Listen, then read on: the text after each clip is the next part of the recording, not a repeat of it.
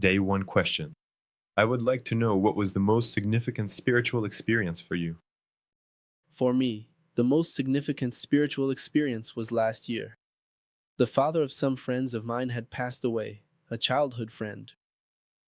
And since we are already engaged in this work with the cave, we offered to hold a ceremony for them 7 days after their father's burial to truly transmute the entire process so that he could move on in peace and each of them could follow their path more lightly.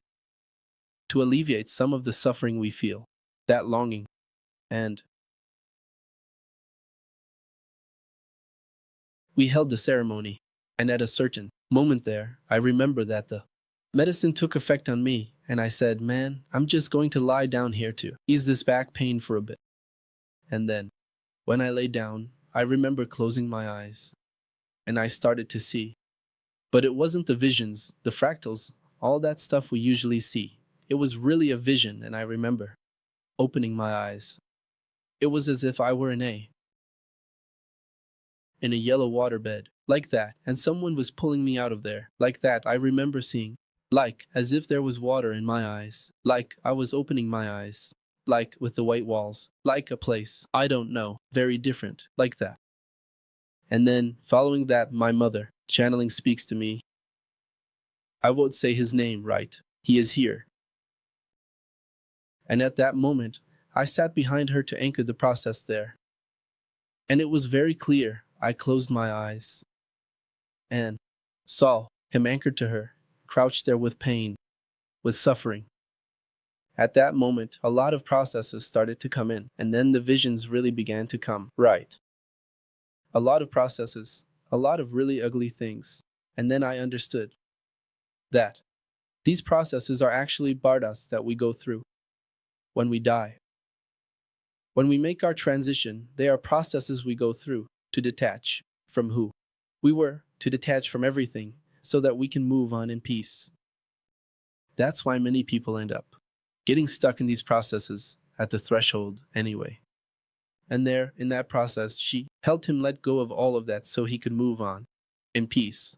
It was very beautiful. After he moved on, he only asked for a specific, very beautiful song to be played for him. And it was a very beautiful process for me to understand how it works, to look at this other side and understand a little more deeply how these things work, how this process of death works like this. So, for me, it really was. It was very impactful.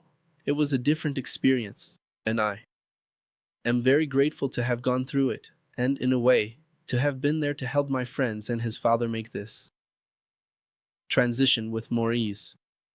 How much do you think society has currently forced you to create a type of content that you wouldn't make if it weren't for it?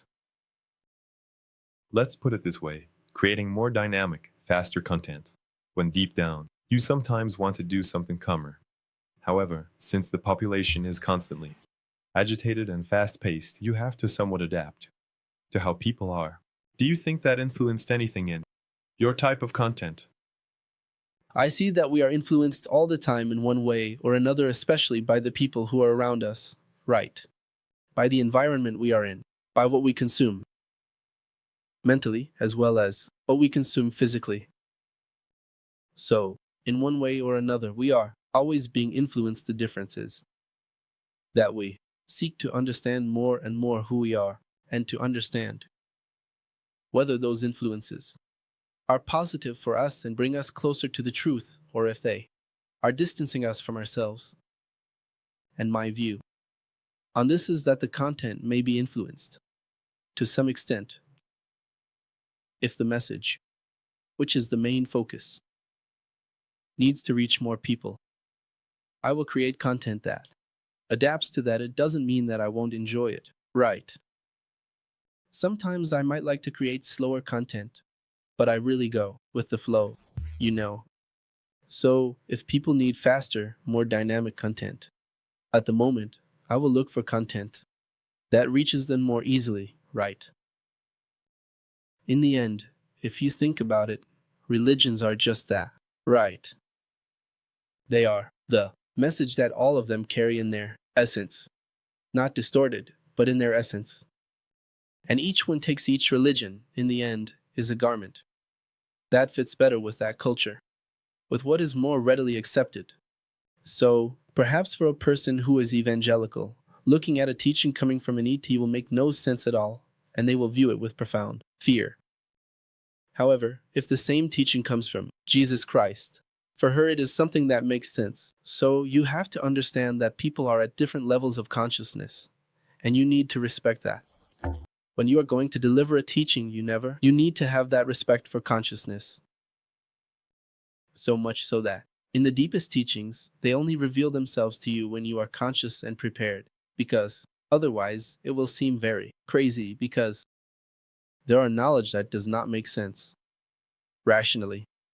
The mind is not capable of conceiving it. You need to be detached from your mind. You need to have it quieter, feeling, to see if it actually makes sense. So, it definitely has a big influence, but we need to look with care at how the process is for people. It is certainly a choice.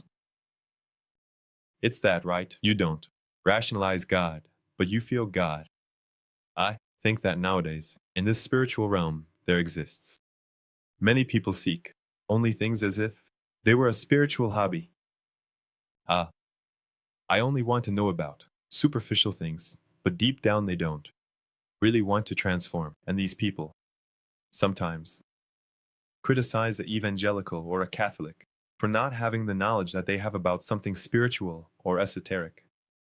But sometimes that little old lady over there, who knows nothing about all this esotericism and those things, has such beautiful faith and such a strong connection with God that she is often much more connected than what the essence of spirituality really is. Because there are people who only want to know about knowledge, spiritual knowledge, and so on, but they never really seek that internal connection. For sure, judging is an art, right, man? And I think we can't judge a person's spirituality, right? There is an elderly lady there who knows nothing of the knowledge of the universe, has immense faith, is very loving, and possesses a tremendous compassion for people, carrying an incredible wisdom.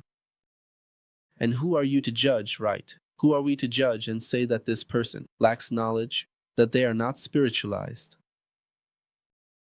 Just because you read it in a book and now you have knowledge about it. But how much of that have you actually applied in your day-to-day life? So, you can't judge. True spiritual learning is experienced, right? Not theorized in books and such. Ultimately, it is the spiritual knowledge that helps you understand that we are here in an experience. We are spirits in an earthly experience, and not the other way around. Whether you want to or not, if you are going to get to know it, you will encounter this, you will feel it and experience things much more deeply. So, these are lines, right? That's why I also like this universalist idea of things that you draw from various sources. And in the end, you'll see that many of those things, whether in Christianity, Hinduism, or Buddhism, are saying the same thing. If you look at the essence and do not distort it with your ego, the message is the same. Which source do you think is easiest for you? Or you could draw from several so that you can understand people as a whole, right? It's as if I even talked about this. It's as if God were an infinite light, so strong that you can't really interpret what this infinite light would be. Then, with his mercy, he places a crystal before him, which will generate several little beams of light. And several of these beams of light represent different religions, different truths, but at their core, they are just a reflection of the same light, the same essence of what everyone is truly seeking. I really admire this in Buddhism because, in the end, it is the deconstruction of all things, deconstruction of who you are, deconstruction of your mind. He is not there trying to create garments to bind you to something. As they themselves say, Buddhism is a tool, and there will come a time in your level of evolution when you will need to abandon Buddhism as well. So there is this very free awareness of a compassion for all beings, awakening. This is one of the essences of Buddhism, and I find it very beautiful not to treat things with so much mysticism, but rather with actual awareness and to strip away the layers created by taboos and prejudices of the unknown. This is really cool. This thing about dependency that people have in having. They only connect with God, for example, when they are in church. I think this has to be more independent for each person. She should seek it within herself and not in external things. Up to a certain degree of consciousness, and not placing myself here as better or worse, but up to a certain degree of consciousness. That makes sense to her, and it is what she is able to receive from that. Right. Like if it's a religion that teaches through fear. Right. In other words, if you do such a thing, you're going to get screwed, you're not going to heaven, or things like that. Having a certain degree of awareness, for people who are very rigid in life, that is the only way they can bring some lightness. So, where do I want to get to? It is part of the process. Sometimes we need to look with respect and understand that she is at that level of consciousness and that, if she wants to, she will, in her own time, move from that to another path. But I agree with you. The more we can seek within and find tools that we can create ourselves without needing to depend on other people or anything else, the better. The ideas are finished.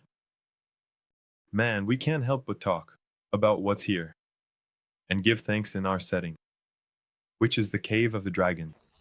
I wanted to know a little bit about how it came about, how it works. The cave is an institute, a company as well. We conduct ayahuasca ceremonies and work with various ancestral medicines. We stay in Florianopolis. We also do immersions, training for companies, and we have the online store here, and it's a group with wonderful people, with experienced masters and individuals who delve deep and research, right? And we are here to be a bridge for people, right? As a channel, as a tool for people to get closer to the truth about themselves. And our intention is not to be a religion, nor to be a cult, right? Far from it, but it's like a hotel where a person comes, right? They have their own experience. She has clarity in her life about the process she needs to go through, the healing she needs to achieve. May she follow her own path, right? May she not depend on us or anything like that. But we are an initiatory school, and that sums it up. This is a universalist temple where we welcome all religions with great affection and all people with great affection.